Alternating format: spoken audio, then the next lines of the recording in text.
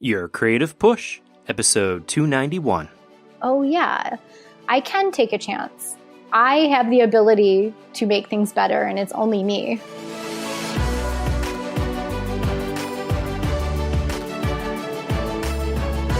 Welcome to Your Creative Push, the podcast that pushes you to pursue your creative passions.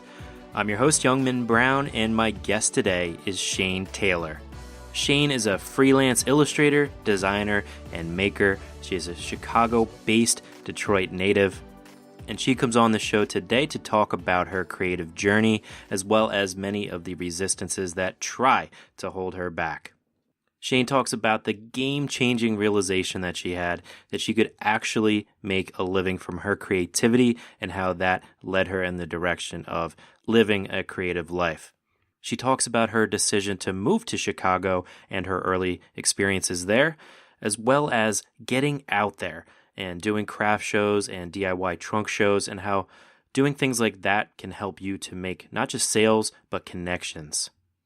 Shayne talks about how and why we struggle to call ourselves artists, and instead we define ourselves by what we do to make money, and also how to handle our parents not understanding what we do, creatively speaking. Shayne talks about unpredictability and how it plays a role in her art, as well as the projects that she takes on, and how she handles doing something different than what other people expect, as well as handling self-doubt. And finally, Shayne talks about finding ways to make yourself uncomfortable, because that is where the growth comes from, and you always feel better afterwards. I had a lot of fun talking with Shayne, and I know that you are going to be inspired by my conversation with Shayne Taylor. Enjoy. Shayne, welcome to Your Creative Push. Hi, how are you? I'm doing great. Thanks for coming on. It's been we've been back and forth for a little while, trying to schedule this and get it down. So it's really a pleasure to have you on the show and to jump into this. Yeah, thanks for having me. Well, I always like to give my guests an opportunity to give sort of a brief historical bio, kind of how you got to the point you are now, creatively speaking. Great. Yeah, I guess this whole thing started, really young. I can't remember not drawing or painting or just making something.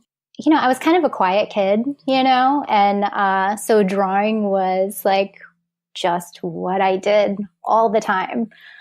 In grade school, it was like all the kids, asking me to draw things for them. And then it's like, oh, I guess I'm a little good at this. So maybe I'll keep going.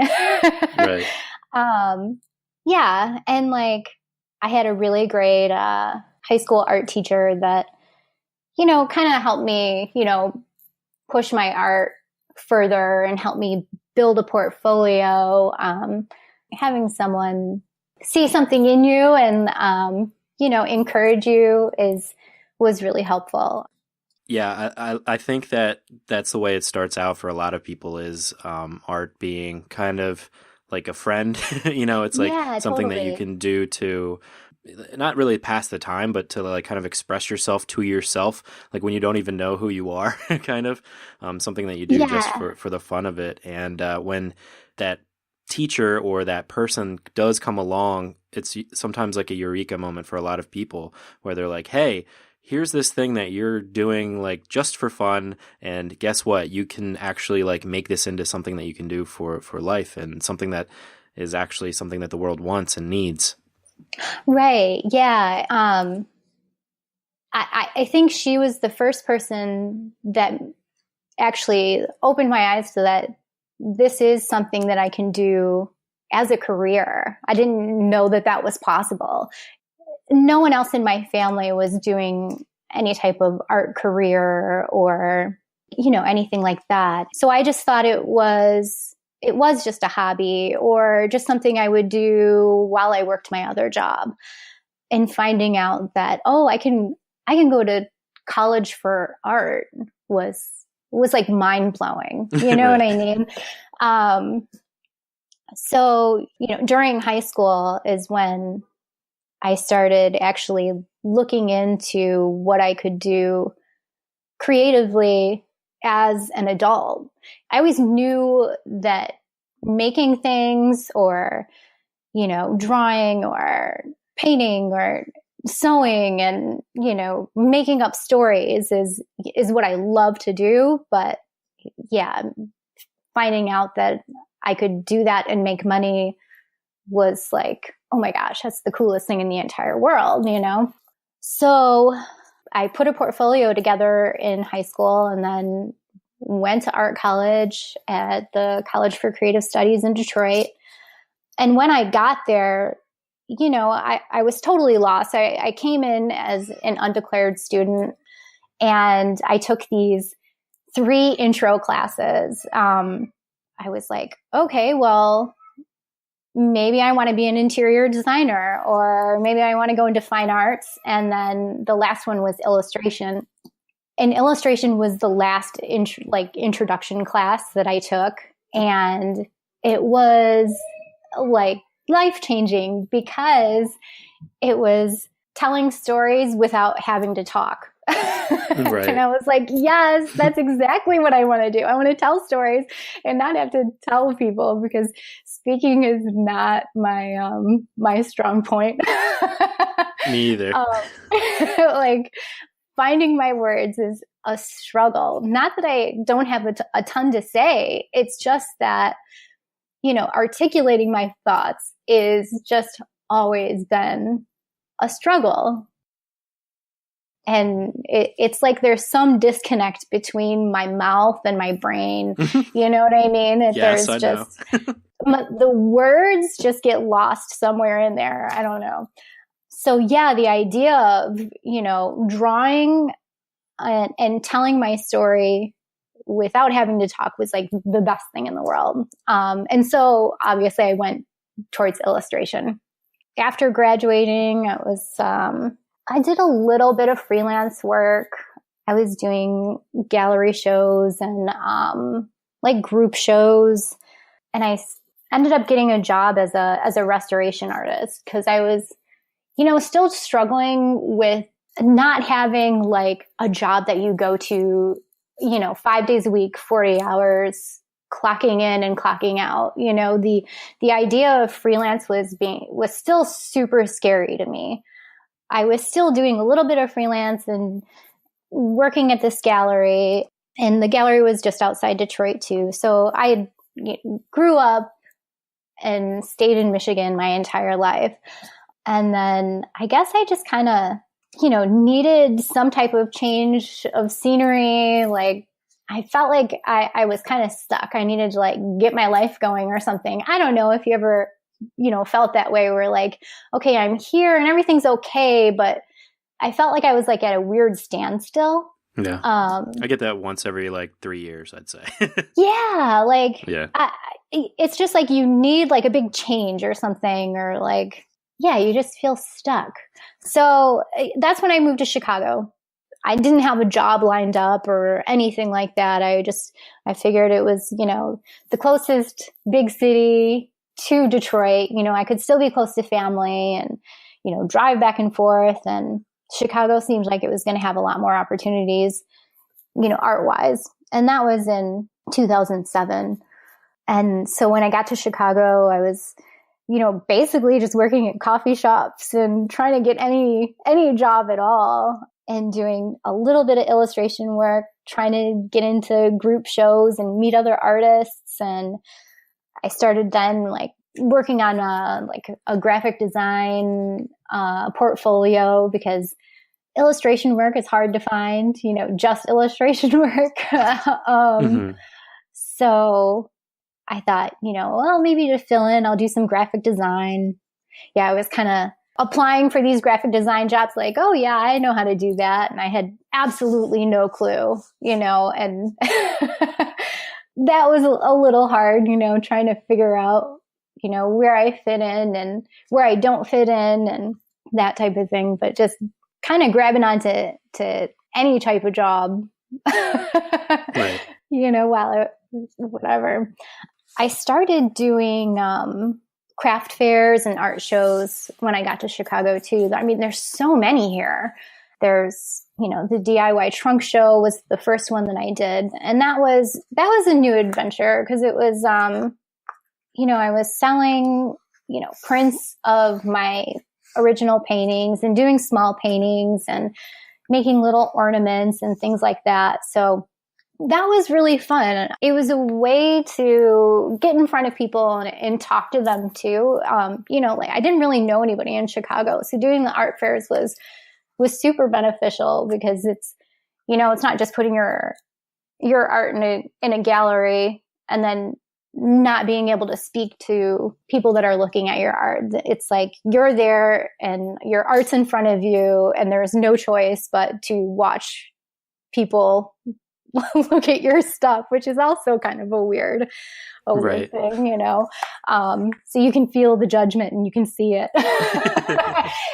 But, through the first couple art fairs that I did, and I'm not even sure if my art really fits in art and craft shows, but it was the perfect way to meet other artists and meet different, customers that I still actually talk to now, and have followed my work since the very beginning, which is really awesome to like have people actually follow you and care, what you're doing next. So that was new for me. And I only did a few of those shows, and I do one like once a year still, but yeah, I super enjoy those. And I think that's a game changer for people too. It's great, like when you move, like that's a great way to meet new people and new artists and like kind of say, hello town, here I am. But I think for artists that, you talked earlier about, having the art be the thing that you do like by yourself, and then like kind of realizing that, oh, there's tons of other people that are doing this. And I think it's a game changer when you can surround yourself with other like-minded individuals, or kind of just put yourself in that atmosphere, like being surrounded by other artists or customers or whatever, like being a part of like the in real life art scene. So even for people that aren't like, that haven't just moved to a new town, maybe people that have been not really putting themselves out there, just sign up, go to an art show, start trying to sell your work, start trying to go to meetups, like find any way to, thrust yourself into that world so you can make those connections and get that motivation. Absolutely. There's, and I do find that, when you put yourself into a new atmosphere, you become different. It's like you have to like change a little bit to fit into your surrounding. You know what I mean? Yeah. For me, it is hard to just go out and meet people. So yeah, craft shows were definitely a way for me to kind of break the ice. You know what I mean? Mm-hmm. It's hard to just, put yourself out there sometimes. And how do you bring up in a conversation, oh yeah, I'm an art. Well, I guess for me, it's hard to just be like, oh yeah, I'm an artist. It's not the first thing that I tell people, which is maybe a little bit weird. But yeah, I guess I do have a hard time talking to people about my art and what I do. It's easier just to be like, to be somewhere and say, oh yeah, these are my things and this is what I do, and then talk about it. Right. If that makes sense. Yeah, it makes total sense. I think that's a big hindrance for people, because I think they feel like they have a secret identity, like their artist self is like a secret thing, especially if it's not their full-time job. They define themselves by the thing that they do to make the most money. For sure. It's interesting when you say, oh, like, what do you do? The first thing that people usually say is what they do for a job, even if they don't like their job. That seems to be the first response. And I'm the same way too. I worked at a million cafes and, coffee bars, and they asked me what I do. And I'm like, oh, I make coffee. And I'm like, well, no, really, I make art. That's what I do. That's what I'm passionate about.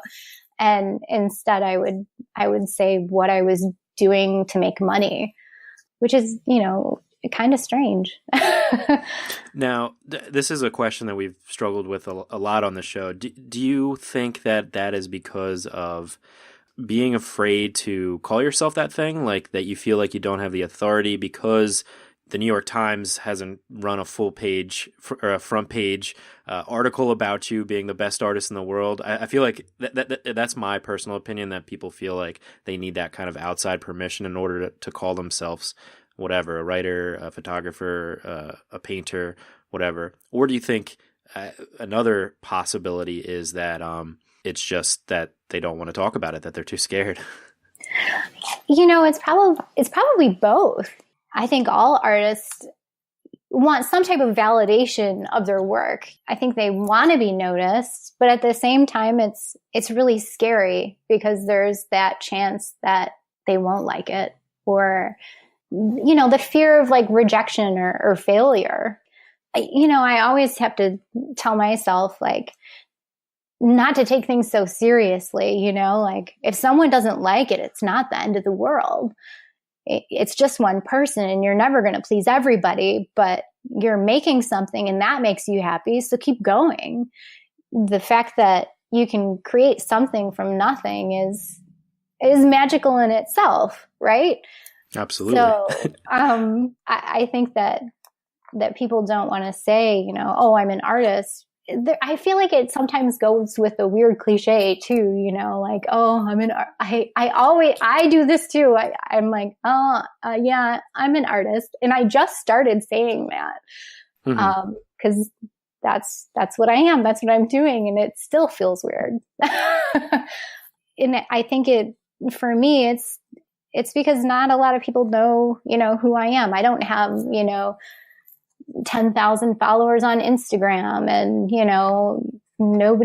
there's not a ton of likes on my Facebook, but that's okay. The people that do like your work, it's for a reason, and you make the art because you enjoy doing it. And I haven't really met an artist that can just stop making art.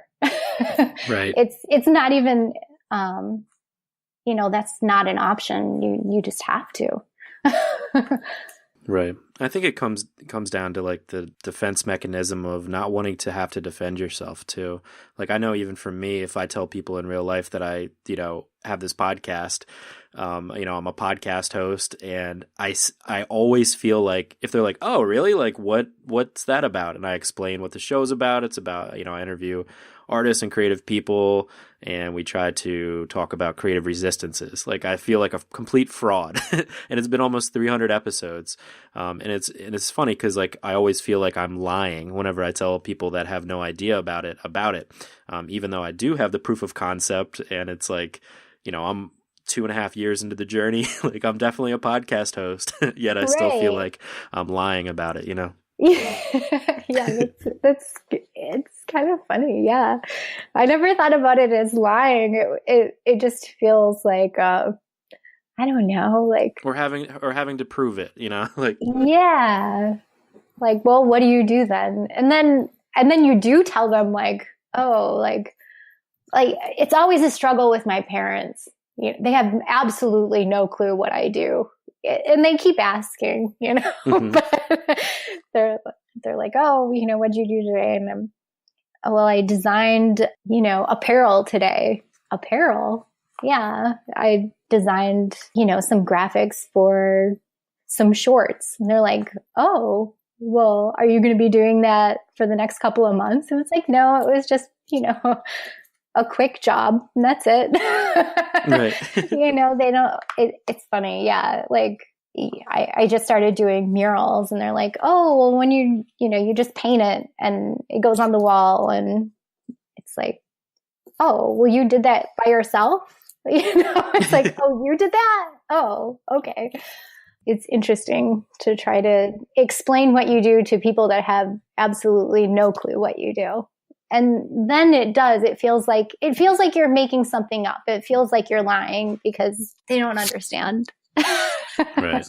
Well, especially when you get into the parents thing, like I've had that experience too. They'll be like, oh, how's the they have to like correct themselves to the podcast. They have to remember that word that they've never heard before, And well, I don't know if you want to get into this or not, but does that ever like bother you? Because like I know for me sometimes it's a kind of a bummer that it's like, especially with my parents, it's like, oh, like care a little bit more, or like dive into it, or like, I don't know, like obsessively learn about what I do, or listen to the show more. I don't know. It's something that kind of bothers me because inevitably the question comes up well, are you going to make money? Like, when are you going to start making money from it? Like, that's the only thing. And I guess that's like the kind of the parental like impulse and like the thing that they're supposed to care about the most. But it's always like kind of frustrating to me that it's like that's the concern rather than like, oh, I'm helping to inspire people to like create, like. Right. Yeah, it has definitely been a struggle. And I'll first say that my parents have always been very supportive of my art. My mom especially has been very enthusiastic about, my work and always asking me what I'm doing and wants to see what I'm painting. But there is a disconnect. Like I recently told her about it, an illustration job that I did, that they were going to use my illustrations for some motion graphics.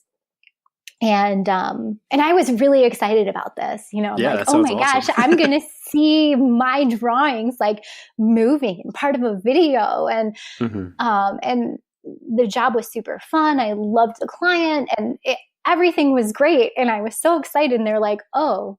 And then I showed them the video after it was done, and they were like, oh, okay. Like, no question about how. I'm like, oh, I did like 60 drawings of fish, and this was so much work, but it was so much fun. And they were like, okay, well, that's interesting. Yeah. It's like, okay. Yeah, it kind of feels like a dagger. Like we were just talking about like needing, approval from the world or permission from the world. But I think like that's the one place we do turn is to the parents to be like, oh my God, I'm so proud, or like just to be overjoyed or over the moon, or like their heads just explode with excitement and enthusiasm rather than that kind of that blank stare. Oh yeah. And I always get the blank stare, but, and that's one of those things where you just have to say, well, it's your parents, and, they might not understand, but, they're somewhat asking about it. But so then my descriptions of my work has become a couple of words now. Right. Just, oh yeah. I did a painting, and, it's going to go into this show, and I'm going to do a mural, and that's okay. And that's it. Yeah, and that's kind of a bummer too, though. I'm the same way. Like whenever I do get that inevitable, then they can remember the word podcast going, and then and then it's like, yeah, you just give like the one word answer as opposed to like the enthusiastic answer of like, oh, it's going great, and I just like there's no second level conversation. I'm sure that a lot of people probably struggle with this, and probably the takeaway though is like to just not let it get to you, like to see it for what it is and not let it like get you down, or definitely know that you don't need that kind of approval or approval from anyone really to do the thing that you know that you love, and that is like we were talking about before, like the way that you're able to actually communicate. Like you find this like magical way to be able to create things first of all, but also to be able to actually communicate in a way that you're otherwise unable to do. Right. I wanted to go back and talk about the conservation lab. Yeah. Could you talk a little bit more about that job? Because that seemed like a really fun and interesting kind of job. I wonder, like, was it that fun and interesting, or like how long did it take for like the novelty to wear off? So I worked doing restoration in Michigan, and then again in Chicago for a different company. So in Michigan, I was restoring like limited edition prints and fixing frames. And that job was fine. It was nice to be in a room with a bunch of other artists, in a pretty low key setting. The work wasn't all that satisfying, but it was the, being around other creative people. That was nice. And then when I did restoration here in Chicago, I was restoring vintage posters. and mostly vintage circus posters and billboards. So cool. So cool. And yeah, the work was awesome. And it was circus posters. So I'm like, this is like circus posters from like, the 1800s, the Barnum and Bailey stuff. And, first of all, I love that stuff anyways. And then to be able to work on it, was awesome. I actually missed doing it. I really did enjoy it, but not as a full-time thing. I think my life schedule is weird. I have a hard time doing anything 5 days a week, 7 a.m. to 4 p.m. every single day. Mm-hmm. There's something about that I just like struggle with. So I did struggle with that, like just the time constraints, I guess, but the work was amazing. I think most creatively inclined people are probably that way, where we need the structure kind of destroys our creativity, where we need some kind of novel thing to happen in our lives, or some kind of change. Like I was saying, every 3 years I need that.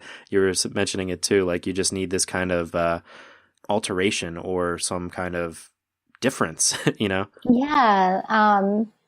There's not that routine is bad. I mean, because I'm going to sound like I'm contradicting myself, but routine is great, but only to a point. I definitely have my routines, but there's a limit to that. I don't know if that makes sense, but no, for sure. Or maybe it's just like the rigidity of the everyday 9 to 5 thing that is hard. When I do get into a project, I don't necessarily want a constraint. Like I want to work all night. If I start at 4 p.m., I might stop at 3 a.m. Mm-hmm. and then have to get up and go to work. You know what I mean? And that's what I was doing. And it got a little tough in that way. Just finding time to sleep was hard. Right. Right. Well, and it makes total sense because, creativity doesn't really necessarily come whenever you want it to. Like the muse isn't just there like waiting for you to be ready for it. Like if it comes, it usually comes in spurts. And like you said, sometimes you do need to like pull those all-nighters while you're on, Right. Yeah. You find the zone. You got to keep going, It's a rare place to be. Yeah. It's like the zone doesn't know what time it is. You just, you're in it. And then, when you snap out, it's, it could be 7 hours later or, right. 2 hours. Right. Well, I know I kind of took us off track, so maybe we could getting back to your story. I think we were probably getting to the point where you made the decision to kind of build your own business. Is that right? Yeah. I mean, I guess I don't know. That's so funny, building a business. Do I have a business? I think I'm trying. Yeah, I would say. So I was at the restoration place and it got to that point, where I just needed another change. I felt like my life was just on this, like, this is what you're doing and there's no way to move up or down. And this is the way that it is. And I needed something else to look forward to, or just like, just another big change. So I stopped working the restoration place and I decided I wanted to try to be freelance and just do illustration work and my own work and, do craft shows and gallery stuff and, basically whatever I could do creatively on my own. So that's been about, I guess, 3 years now.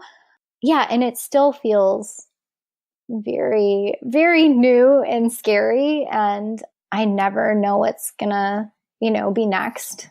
But I also love that. I love having the surprise. Right. It's super scary and really exciting. And I guess I'm one of those people that needs that. I don't necessarily want to know what I'm going to be doing next week, which, is awesome and obviously has its setbacks too, of not having a set schedule to plan things, but having the openness to just do anything is great.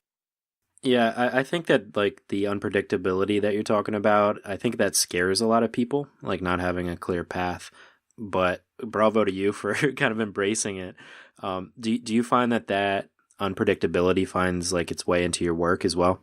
For sure. I mean, I think with anything creative, there's, you're going to stumble into new things. You're going to stumble into new problems. You're going to find things that are just amazing. And the unpredictability is a huge part of being creative. And I think that that's something that, we all kind of crave, mm-hmm.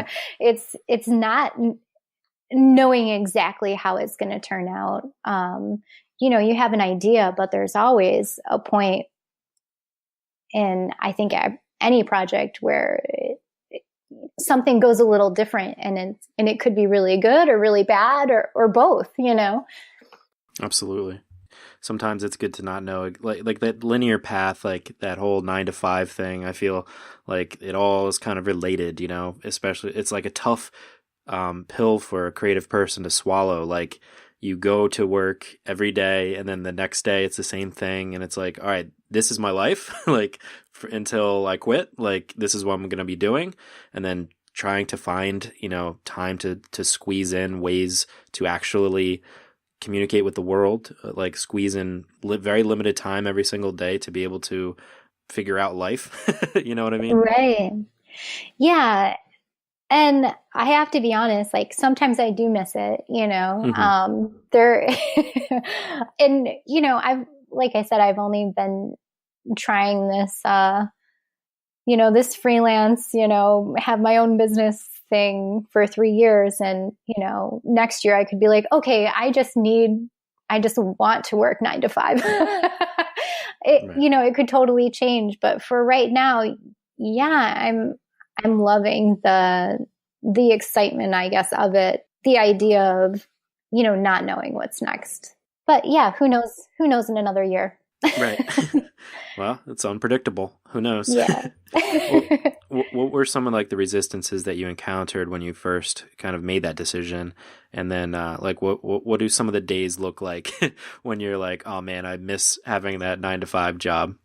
I guess kind of like what we were saying is just the living up to, I guess like standards of, oh, well, you don't have a job. That's what it feels like. And like, oh, well, you don't go to an office, or, you work from home or something like that. That was being okay with that, I think, was hard for me, just because, like we talked about, like parents, like, oh, well, don't you go to work right. type of thing. And I think like self-doubt, worrying about if you're going to fail, can I do this? That's putting myself out there all the time, and making myself talk to other people was super hard. Like I said, I'm pretty shy, so going out there and, I'm going to like business networking, meetings. I'm making myself do that just to make myself talk in front of other people, and talk about what I do. It's absolutely terrifying, but I want to do it. And I always feel better after I do. But yeah, I think, trying to figure out how to get my work out there has been the biggest, resistance, Mm-hmm. and as far as like, because I always think that anything that gives you that kind of nervous energy, things that like that you have to do, but like you're kind of scared, anywhere on the spectrum of like slightly nervous to like terrified of doing, like you just have to do it. What have you found that has helped you to kind of bite the bullet and just go for it? Going to those events, or even doing interviews or anything. What is kind of helped to motivate you to just do it anyway? To find work. To get food on the table. I mean, nature's greatest motivator. I mean, yeah, if I don't do it, no one's going to do it for me. Right. It's, you know, you have to make yourself uncomfortable sometimes. And you learn so much when you make yourself do things that you don't necessarily like doing. Like this interview is scary for me. But I know that maybe this one's not so good, but maybe the next one will be better. Oh, it's great. What are you talking about? You know, it's like, and like, how often do we get the opportunity to make ourselves super uncomfortable in the daily routine? You know, we have your everyday life is so normal. And, I don't know. It's like when you go on vacation and you look at things in a totally new light, and, you know, that exhilarating, like, yes, you know, like everything's new. You know, I try to do that every day, like make myself uncomfortable and like see things from a different light.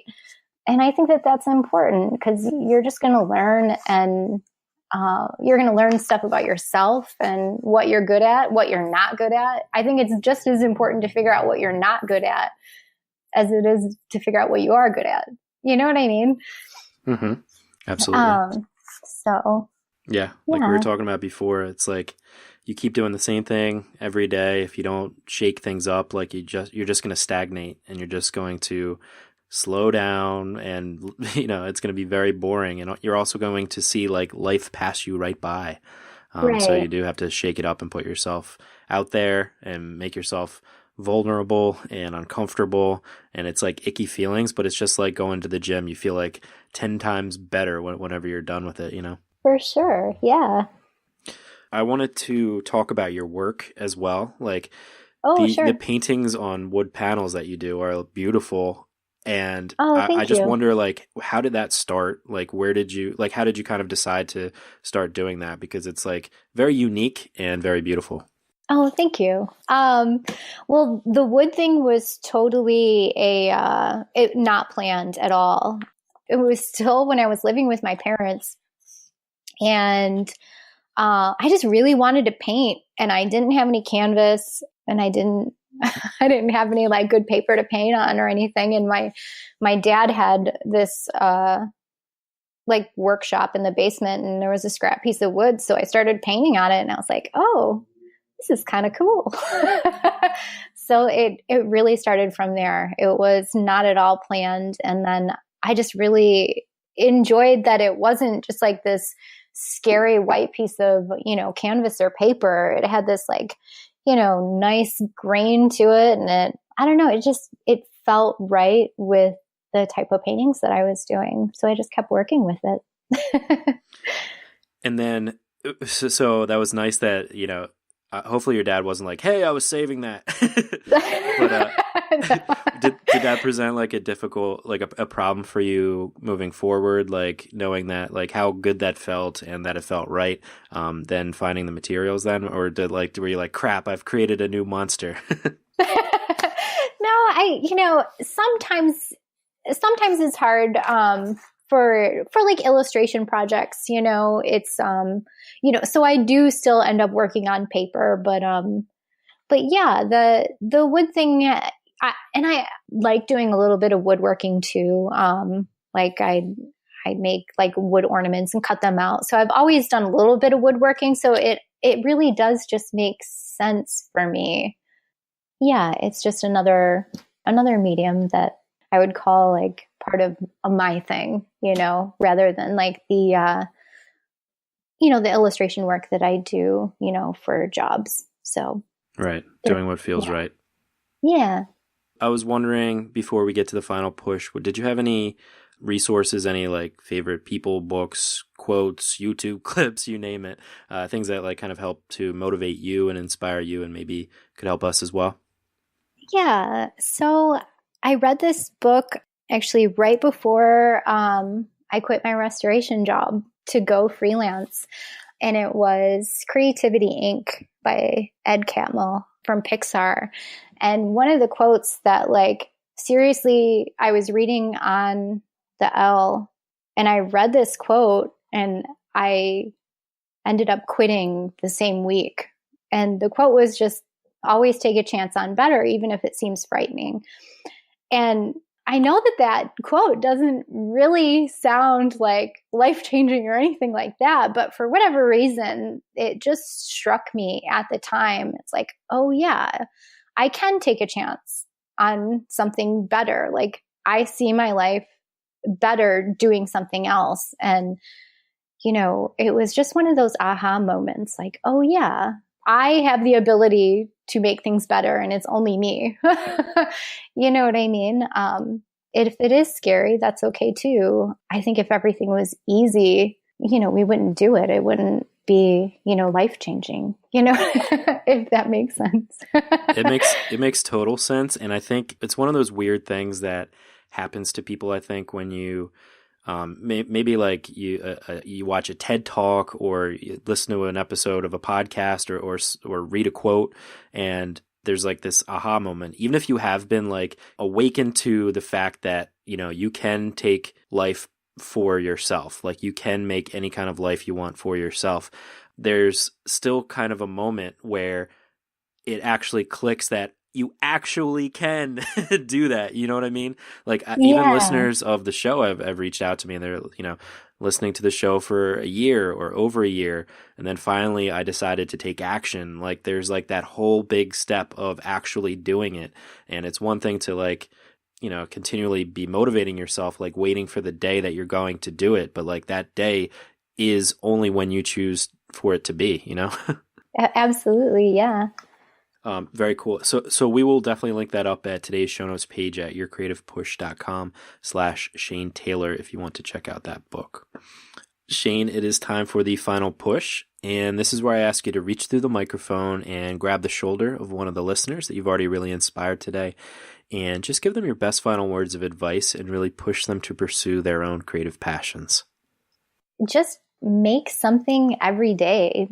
Do something creative or different every single day, even if you're doing your 9 to 5, you know, take a different route to work. Just do anything to change things up a little bit and find time to do that one little creative thing, even if it's a little doodle, you know, on your lunch break or something like that. And follow your gut. I think that's something that a lot of people say, but you know, if it feels right, it probably is right. And only you're going to know. You might not be able to explain it to everybody else and people might not understand, and that's okay. Cause you're going to know and it's going to feel right. And you have to make yourself happy before anybody else. And then, you know, just have fun and try not to be super critical and just do what makes you happy. I think is most important because it's up to you. You know, I've never heard anyone regret doing what they love. People only regret what they don't do. So yeah, I guess, make something new every day and follow your gut. I think that's my best advice. It's great advice. Yeah. And not only listen to your gut, but like take action on what your gut says. And, you know, your gut's going to tell you what's right, but it's also going to tell you what's wrong as well. So just listen to it. For sure. Shayne, thank you so much for coming on the show today, for giving us that push, for sharing your story, and for motivating us today. I really appreciate it. Thank you. You're welcome. And you can find Shayne on our website, which is shayneart.com. That's SHAYNEART.com. On Instagram and Facebook, she is Shayne Art. And on Twitter, she is Shayne_world. And again, we'll have that all linked up at today's show notes page at yourcreativepush.com/Shayne Taylor. Shayne, thanks again. Thank you. My thanks once again to Shayne for coming on this show. 2 keywords pop out to me from this conversation: unpredictability and uncomfortability. No, I don't know if that's a word. Being uncomfortable. And I think those 2 things go hand in hand. And I think Shayne really nailed it, that you do need to push that uncomfortable feeling to every single day. Try to be uncomfortable so that you can do some unpredictable things with your art, with your creativity, and with your life. I talked to Shayne about a month ago, and since I did that, I have added on my calendar a little checkbox every day with a U next to it. And that is my call to action every single day to do one thing that has made me uncomfortable.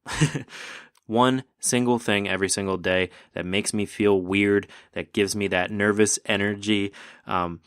At the end of the day, I can't check that box off unless I can look back and remember having those nervous feelings and pushing myself a little bit. Even if it's just as simple as sending out a cold email to somebody that I think probably won't come on the show, but I want to try anyway, that is good enough. If it gives me those nervous farts, that nervous energy, then it is good enough for me to check it off.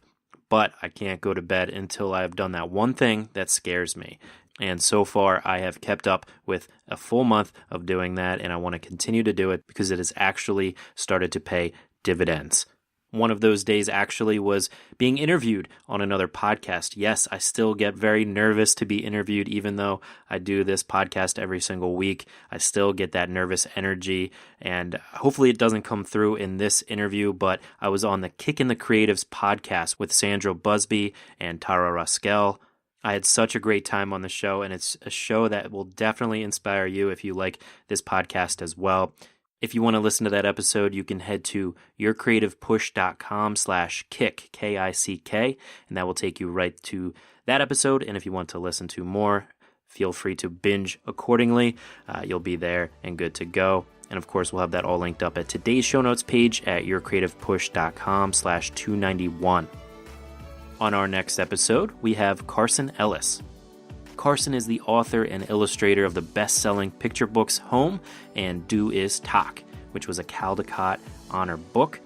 And she has illustrated a ton of other books for kids, including bestsellers Mysterious Benedict Society by Trenton Lee Stewart, The Composer is Dead by Lemony Snicket, and The Wildwood Chronicles by Colin Malloy, who is her husband and also the frontman for The Decemberists. And she comes on for a power-packed episode that is sure to inspire you. If you want to find out more about Carson, you can head to her website at carsonellis.com. On Instagram, she is Carson Ellis, and on Facebook, she is Carson Ellis Art. And that is all I've got for you today, so hopefully you were inspired to go and get your work done. So go and get it done, and we will be here for you next week if you need that push again. I love you all so much. Go get some amazing work done, and we will see you next time. Bye.